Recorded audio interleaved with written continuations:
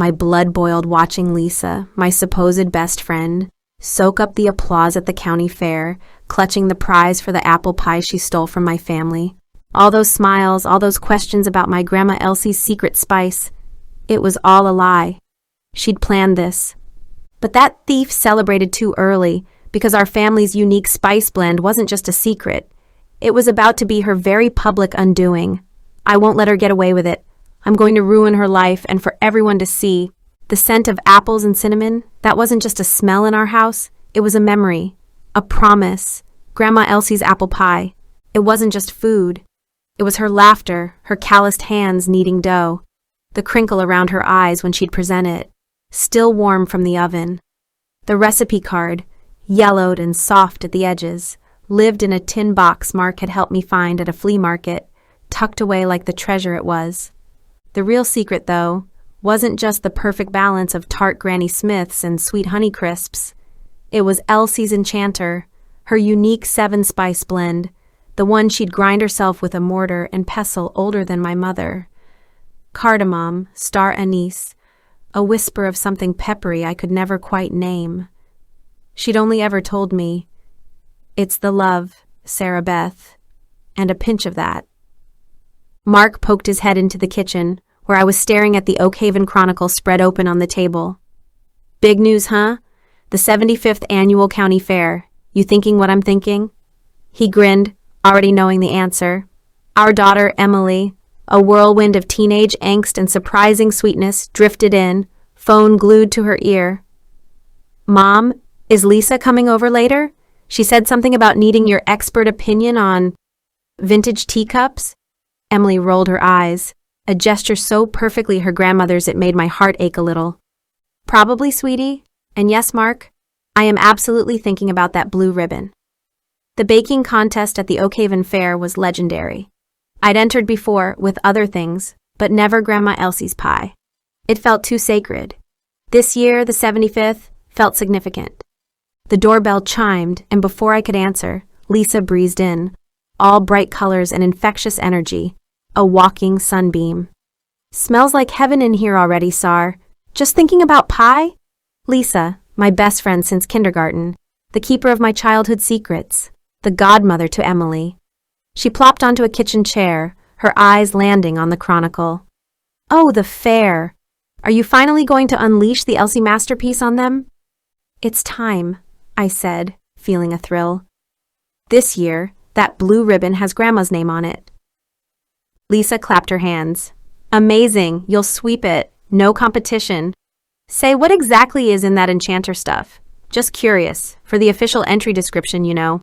Notes of exotic spice sound so much better than secret stuff." Her smile was wide, innocent. Just Lisa being Lisa, always full of ideas. The following Saturday, I started my first practice run. The rhythmic thud of the rolling pin against the floured board, the crisp snap of apples under the knife, these were familiar comforts. Emily wandered in, snagged a slice of apple, and offered, "Smells like victory, Mom." Mark, sorting through a box of antique maps for his upcoming appraisal gig, his own quiet passion, just winked from the dining room. Lisa, true to form, dropped by mid-afternoon, ostensibly to return a book. She hovered as I crimped the edges of the crust. "You know, Sarah, you really should bottle that Elsie's Enchanter. Seriously. People would pay a fortune for that unique flavor. You could call it Sarah's secret spice sensation." She laughed, a little too brightly. "Grandma always said it was just for family," I replied, carefully arranging the lattice top. It was an old line, one I'd used before, but today it felt heavier.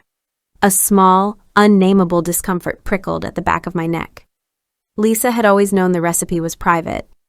"Oh, of course, family tradition, totally get it," she said, peering closer at the unbaked pie. "But just for the description for the judges, is that a hint of mace I detect, or is it nutmeg? It's so complex." "It's just Elsie's," I said, a little more firmly than intended. I started telling her about the time Grandma Elsie tried to teach me the perfect crimp, and I ended up with something resembling a deflated football. Lisa laughed. The moment passed, but the tiny niggle remained. Later that evening, Mark found me staring into the spice cabinet. Everything okay, hun? You seem a bit preoccupied. Lisa seemed extra interested in the pie today. He wasn't accusing, just observing, the way he did with his old maps, noticing the faint water stain, the almost invisible tear. Just fair nerves, I guess, I mumbled, not quite believing it myself. Oakhaven was practically vibrating with fair anticipation. Banners fluttered from lampposts. The hardware store had a pyramid of canning jars in the window. Even Mr. Henderson at Henderson's Groceries, normally a man of few words, was offering unsolicited advice on jam-setting techniques. I picked up my official entry form from the town hall, the paper crisp and official in my hand. Sarah Miller. Category, fruit pies. Entry, Grandma Elsie's apple pie. It felt good, solid. Lisa and I met for coffee at the Daily Grind. So have you decided what you're entering? I asked, stirring my latte. She took a delicate bite of a scone. Oh, I don't know. Maybe just some simple sugar cookies this year. Or that lemon thyme shortbread. Honestly, after tasting your practice pie the other day, Sarah, anything I make will just look sad next to it. She smiled, self-deprecating. Though for your pie, when you're describing it for the judge's notes, you know that one little aromatic kick it has right at the end? Is that allspice? Or something more floral? Like a specific type of peppercorn, maybe? Just trying to help you nail the description, make it irresistible. Her gaze was direct, earnest, helpful. Why did it feel like an interrogation lamp? It's just the blend, Lisa. The way they work together. I changed the subject, talking about Emily's upcoming history test, the one I was supposed to be helping her study for, instead of obsessing over pie. Lisa was understanding, full of sympathy for the trials of parenting a teenager. Walking home, the autumn air crisp against my cheeks, I chided myself. I was being ridiculous. This was Lisa, my best friend.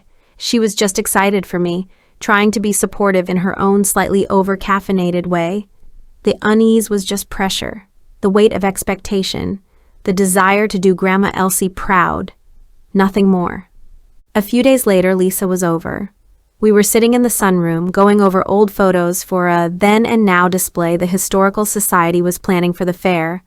My part-time gig as the local history columnist for the Chronicle often roped me into these things. Emily called from upstairs, a minor crisis involving a misplaced textbook. Be right back, I said, leaving Lisa with the box of photos and our half-empty mugs of tea. It couldn't have been more than 5 minutes. When I returned, Lisa was standing by the window, looking out at the garden, a slightly flustered air about her. Just admiring your roses, she said, turning a little too quickly. They're really holding on this year. We chatted for a bit longer, then she had to run. Later that evening, after Mark and Emily were asleep, I went to put Grandma Elsie's recipe card back in its tin. The tin was in its usual spot in the kitchen drawer, but the recipe book I kept alongside it, the one where I'd carefully transcribed all of Grandma's handwritten notes, was on the counter. Not just on the counter, but open. Open to the apple pie page. My heart gave a strange, painful lurch. That wasn't right. I always put it away immediately. I picked it up. A faint, almost invisible smudge marred the corner of the page, right near the handwritten list for Elsie's enchanter. It was a pearlescent pink, the exact shade of the new nail polish Lisa had been wearing, the one she'd enthused about just that afternoon. Coral Kiss, she'd called it. My breath hitched. My hand, the one holding the book, started to tremble. That smudge hadn't been there this morning, and Lisa had been alone in the kitchen. Sleep was a battlefield that night, images warring in my head. Lisa's bright smile, the pink smudge, Grandma Elsie's trusting eyes. I woke feeling like I'd swallowed sand. The smudge. It was so small, so insignificant. Maybe it was mine? Maybe I'd touched the page after painting Emily's nails for her school dance last month with a similar, though not identical shade. I tried to reason it away, to scrub the ugly suspicion from my mind, but it stuck, like burrs on a wool sweater. At breakfast, Mark noticed. You look like you've seen a ghost, Sar. I forced a smile. Just tired. Pre-fair jitters, you know. I couldn't voice it. Saying it aloud would make it too real, too monstrous. Later that morning, I called Lisa, my voice carefully casual. "Hey, just wondering if you finalized what you're baking for the fair?" Emily was asking. A small lie, but my throat felt tight. "Oh, you know me, still waffling." Her laugh sounded a little forced. "Probably just those boring old sugar cookies. Don't want to steal your thunder with the pie, superstar." She changed the subject quickly, asking about my column, about a new antique store downtown. Her cheerfulness felt like a thin veneer over something hollow. The conversation was brief, unsatisfying. The seed of doubt, watered by her evasion, began to sprout ugly tangled roots in my gut. I spent the rest of the day in a fog, the joy of anticipation for the fair curdling into a sick dread. Fair day dawned bright and crisp, a perfect autumn morning, the kind of day that usually filled me with a fizzy excitement. Today it just made the knot in my stomach tighter. Mark and Emily were blessedly oblivious, full of good-natured teasing and genuine encouragement as I meticulously packed Grandma Elsie's pie into its carrier. "Knock 'em dead, Mom," Emily said, giving me a quick hug. Mark squeezed my shoulder. "It's perfect, Sarah, just like Elsie's." His quiet confidence was a small anchor. The Oakhaven County Fairgrounds were a riot of sound and color. The Ferris wheel spun lazily against the blue sky. The air thrummed with music from the bandstand, the excited squeals of children, and the lowing of prize-winning cattle. The scent of popcorn, grilled onions, and something vaguely manure-ish hung heavy. Usually, I loved this chaotic symphony. Today it was just noise, grating on my already frayed nerves. The baking pavilion was a hive of activity. Women, and a few brave men, bustled about, arranging their entries on long, cloth-covered tables. The air was thick with the aroma of sugar, yeast, and anxious ambition. I found my designated spot, placed Grandma Elsie's pie carefully, and adjusted the little entry card. Grandma Elsie's apple pie, Sarah Miller. My hands were trembling, but not from excitement. This tremor came from a deeper, colder place. I took a deep breath, trying to shake off the oppressive feeling. This was for Grandma. With my pie settled, I decided to wander, to look at the competition. Cakes frosted into impossible architectural marvels, cookies decorated with an artist's precision, breads burnished to a perfect gold. So much hope, so much effort, all laid out for judgment. Then I saw it. A few tables down, in the fruit pies section, sat a pie. Not just any pie. My pie. The lattice top was identical, woven with the same distinctive pattern I'd painstakingly taught myself from one of Grandma's old baking books. The crimped edges, those little scallops I'd struggled to perfect, were exactly the same. Even the way the apple slices, just visible beneath the golden crust, were fanned out. It was a mirror image. My breath hitched. My heart seemed to stop, then restart with a painful thud. A small, neatly printed card sat beside it. Lisa Miller's Heritage Apple Pie. Lisa? Her heritage? What heritage? Her family was known for their terrible attempts at boxed brownies, a running joke between us for years. Disbelief warred with a cold, creeping certainty. It couldn't be. But it was. My eyes darted around the pavilion, searching for her. There she was, by the entrance, chatting animatedly with Mrs. Gable, one of the head judges, a woman whose discerning palate was legendary in Oakhaven. Lisa looked radiant, confident, not a shadow of guilt on her smiling face. I walked towards her, my legs feeling like lead. My carefully constructed composure was shattering. "Lisa," I said, my voice sounding distant, unfamiliar even to my own ears. She turned, her smile brilliant. "Sarah, there you are. Isn't this exciting?" She gestured vaguely towards the tables laden with baked goods. "Lisa," I tried again, keeping my voice low, though a tremor ran through it. "Your pie, it looks remarkably like mine." Her eyes, usually so warm, held a cool, appraising look. She glanced towards her entry, then back at me, her smile unwavering, almost pitying. "Oh, that old thing, just a recipe my Nana used to make. Funny coincidence, isn't it? Great minds and all that." She patted my arm, a gesture that felt more like a dismissal than a comfort. "Guess we just have similar taste in apple pies, Sarah pal. May the best baker win, right?" The casualness of it, the utter lack of shame, was like a slap in the face. A hot, furious tide rose within me, scalding away the shock, leaving behind a raw, burning rage. This wasn't a coincidence. This was theft. This was a betrayal so profound it stole my breath. The years of friendship, the shared confidences, the laughter, the tears, all of it felt like a lie, a cruel joke. Her smile, once a source of warmth, now seemed icy, calculating.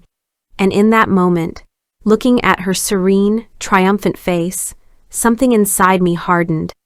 The fire in my veins wasn't just anger, it was a resolve. She wasn't going to get away with this. The judges began their rounds. Stern-faced women with clipboards and small silver forks moved slowly along the tables, tasting, conferring in hushed tones. Each minute stretched into an eternity.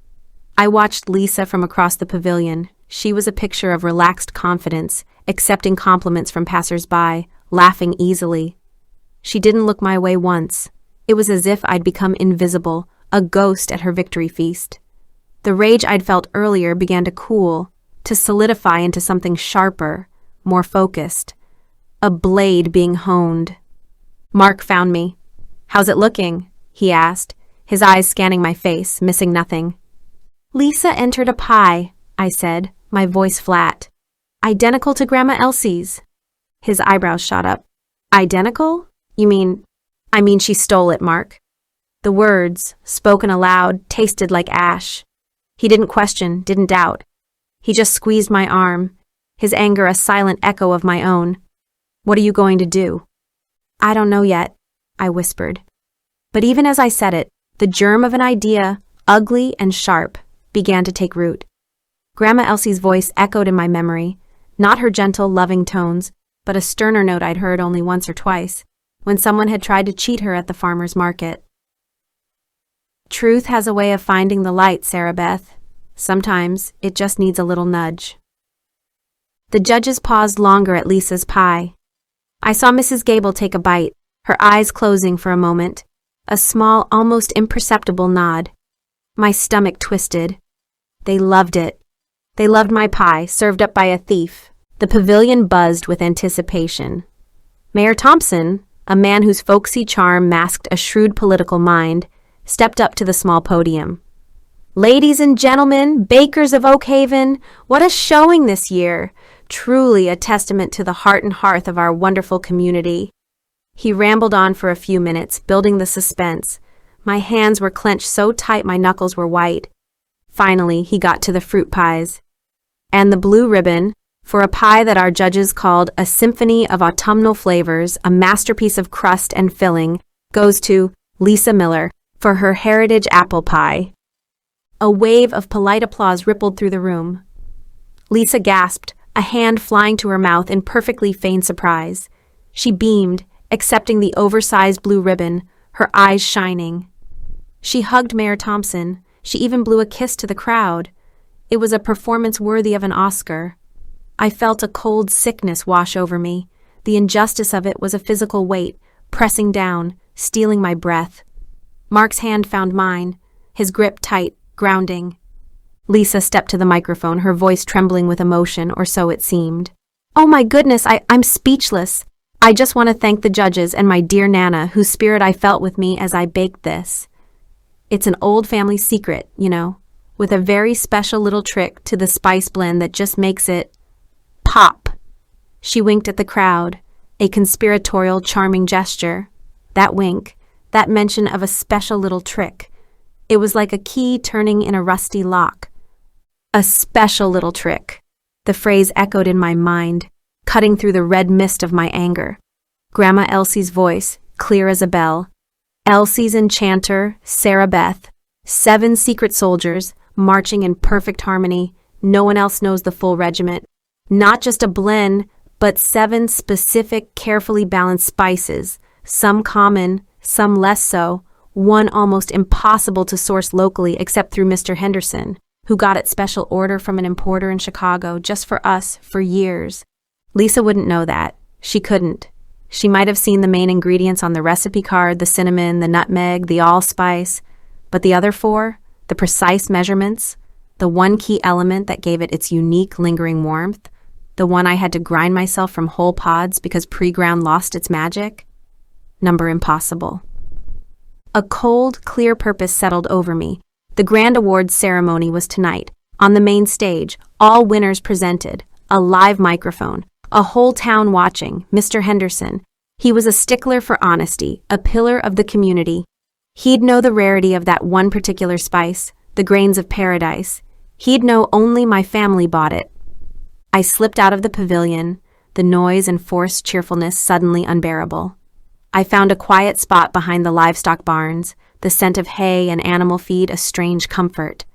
I pulled out my phone. My fingers were steady as I dialed Henderson's groceries. Mr. Henderson?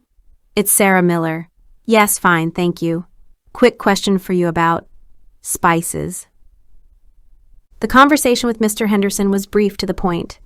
Yes, he remembered the grains of paradise.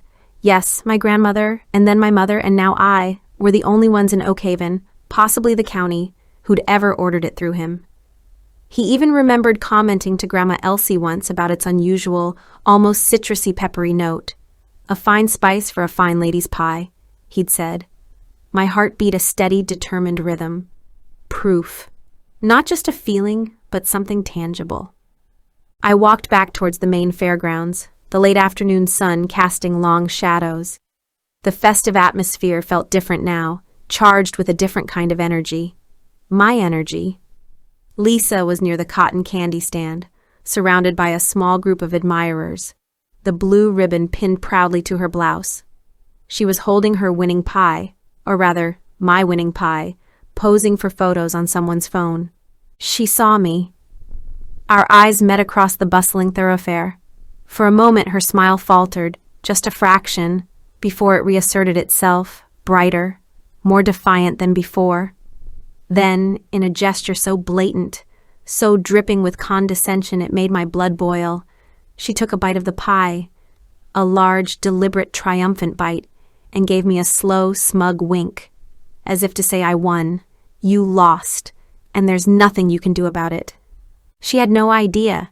She had absolutely no idea what was coming. The taste of cotton candy and diesel fumes suddenly seemed less like a fair, and more like a battlefield I was preparing to enter. And I had my weapon. Evening descended on the Oakhaven County Fair, draping the midway in a cloak of twinkling lights and the deepening scent of fried dough and anticipation. The main stage was a blaze of glory, floodlights cutting through the twilight, a large banner proclaiming 75th Annual Oakhaven Grand Champions. A local country band was finishing their set, their upbeat twang doing little to soothe the frantic hummingbird wings in my chest. Mark was beside me, a silent, solid presence. Emily had opted to stay with friends, blissfully unaware of the storm brewing, probably for the best. In my pocket, my fingers closed around the small, familiar metal tin of Elsie's Enchanter. Not the bulk container from my spice cabinet, but Grandma Elsie's personal one, the one she always kept on her baking shelf, its label handwritten in her spidery script. It felt both a comfort and a burden. Stage fright was a new sensation for me, but this wasn't about forgetting lines. This was about detonation.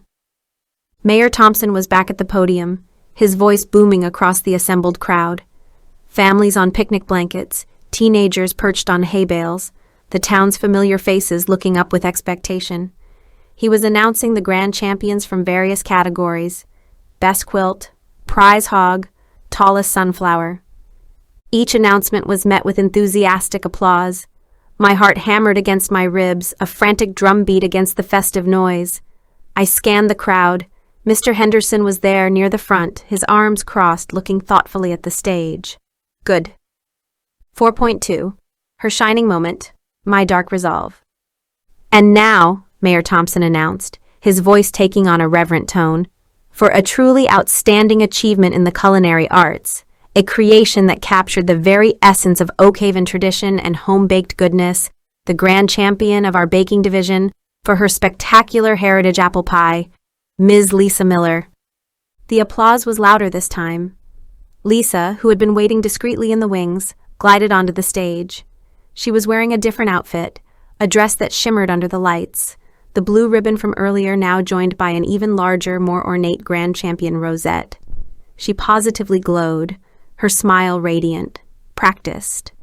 She accepted a small trophy from the mayor, posed for a flash of cameras, and then turned to the microphone. "Oh, wow," she began, her voice breathy, filled with a convincing humility that made my stomach clench. This is just such an incredible honor. I'm overwhelmed." She paused, looking out at the crowd, at our town. "This pie, it's more than just apples and flour. It's my Nana's legacy, a secret she passed down, a little bit of her heart in every bite. And to have it recognized like this," she pressed a hand to her chest, "it means the world." Her shining moment. And in that moment, my resolve, which had flickered with a brief, nauseating wave of doubt, am I really going to do this? In front of everyone? Solidified into cold, hard diamond. Yes, I was. For Grandma Elsie. For every family tradition ever casually dismissed or callously stolen. I moved. Before Mark could react, before I could second-guess myself, I was walking towards the side steps of the stage. A volunteer tried to stop me, a confused look on his face. "Ma'am, this area is for—" "I need to speak," I said, my voice low but firm, pushing past him. I reached the edge of the stage just as Lisa was saying, "And that special little trick with the spices, well, a magician never reveals her secrets." She laughed, a tinkling, self-satisfied sound. "Excuse me!" My voice, amplified unexpectedly by a nearby monitor speaker, cut through her laughter, through the polite applause. A sudden, sharp silence fell over the crowd. Every head turned. Lisa froze, her smile faltering, then vanishing as she saw me standing there, bathed in the harsh stage lights. "Mayor Thompson judges everyone," I continued, my voice surprisingly steady despite the tremor in my hands. "There's something you all need to know about that heritage apple pie and its secret spices." Lisa's face went pale.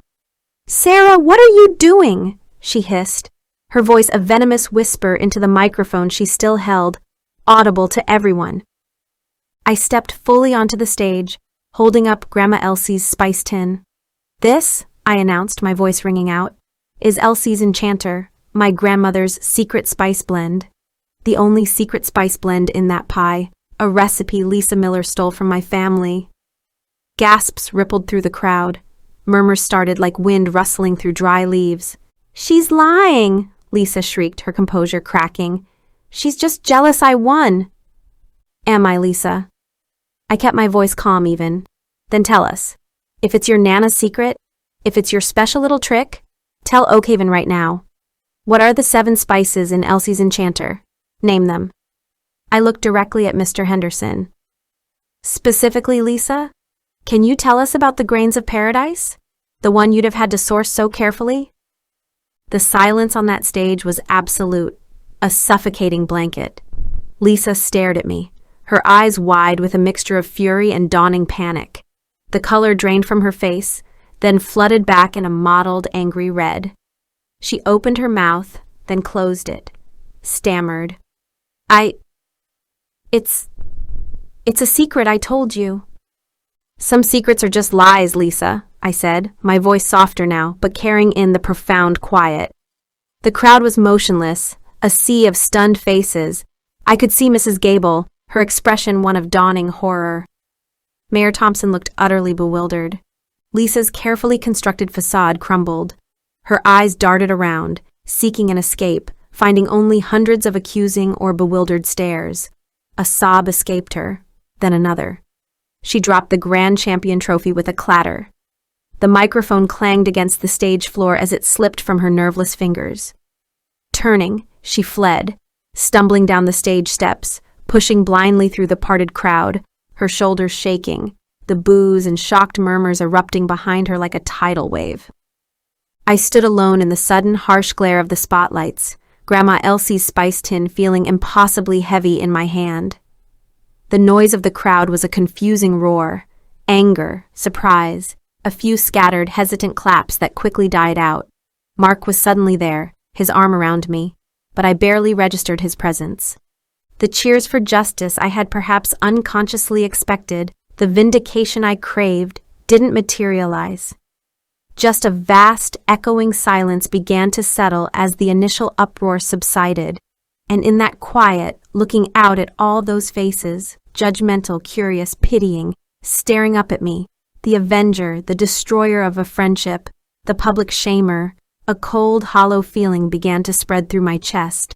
Lisa was ruined, her reputation in our small town shattered.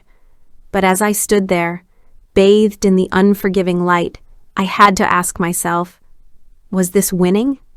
Or had I just burned down everything, including a part of myself I might never get back? The taste in my mouth was bitter, utterly bitter.